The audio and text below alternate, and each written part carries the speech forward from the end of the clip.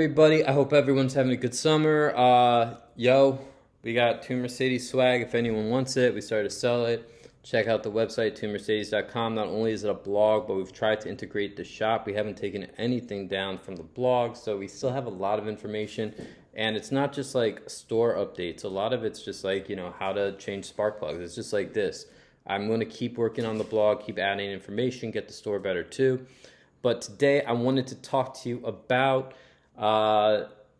what's going on with these cars, basically what's happening, and a lot of people aren't really talking about it, is governments are fining car manufacturers because of climate change,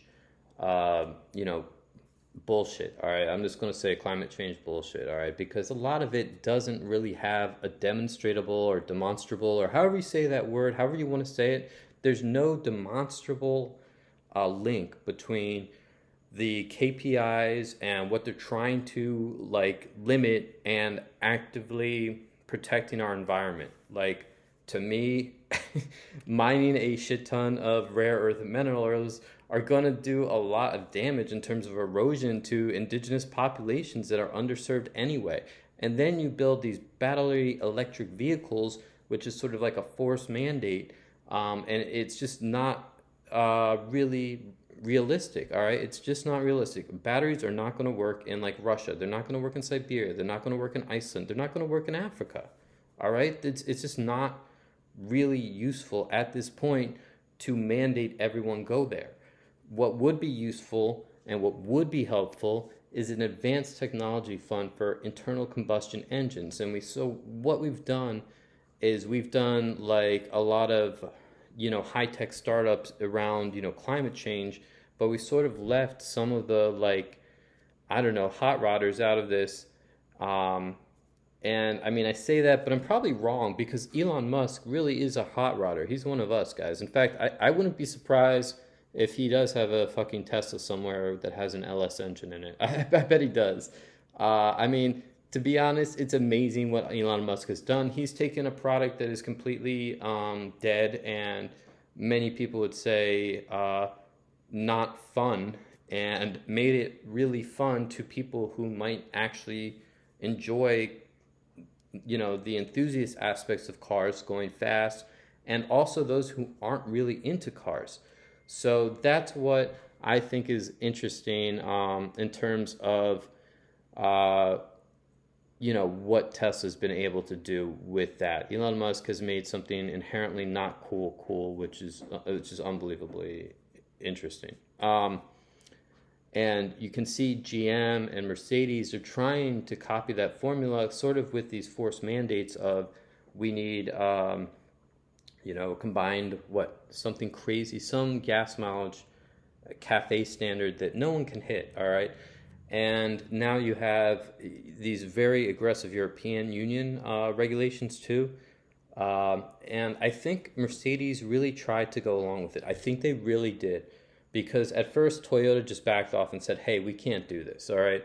And then a bunch of American guys, they said the right things because, they want to look like they're playing, right? They want to look like they're not a problem in the industry, right? Then you have like VW Group, who up until maybe a couple years ago has just said, you know what, we're not sure we can just agree to every single regulation you're throwing at us. Mercedes tried, right? Mercedes said, all right, let's try. They built a fucking terrible AMG. They built one of the worst AMGs I would guess ever. And I mean, AMG's been around for a while, right? They built one of the worst high-performance Mercedes-Benz ever. I mean, this is a really big thing, and they tried. I mean, they really tried, and the customers don't want it because it's a 1-2 whammy. First of all, it doesn't perform right. Second of all, Mercedes is getting fined. My understanding is that Mercedes and a lot of the German auto manufacturers get fined.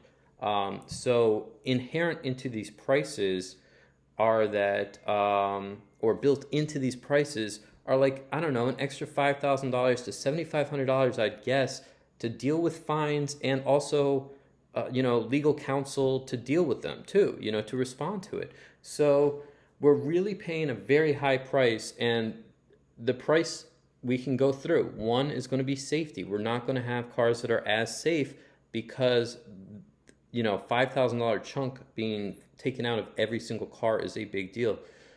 Two, um, you're not going to have cars that last as long. With these increased efficiency requirements, you are really pushing engines to a point where a relaxed V8 like an M177 in the previous C63 is likely going to outlast the new, I guess it's an M139L. I don't even know the designation, all right? But it's going to outlast the new 2-liter hand-built engine that has, the Formula One like electronic, turbo recovery system. All right. So, yes, what they did was really cool. I think it's admirable that they tried. I think a lot of people are saying, hey, Mercedes, why don't you just build a battery electric car completely? Well, guess what? The Taycan is a lot of money. It's cool too. So is the e-tron. Mercedes-Benz cannot just build all battery electric vehicles because they build cars worldwide.